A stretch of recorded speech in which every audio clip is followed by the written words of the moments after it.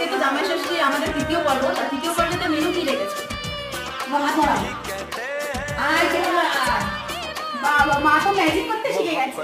Magic করে তো পাবদা মাছ এনেছে, তো পাবদা মাছ দিয়ে কি বানাবে? আজকে হবে দই পাবদা। তাহলে চলুন হয়ে যাক জামাই ষষ্ঠী পর্ব 3 দই পাবদা। চলুন শুরু করি।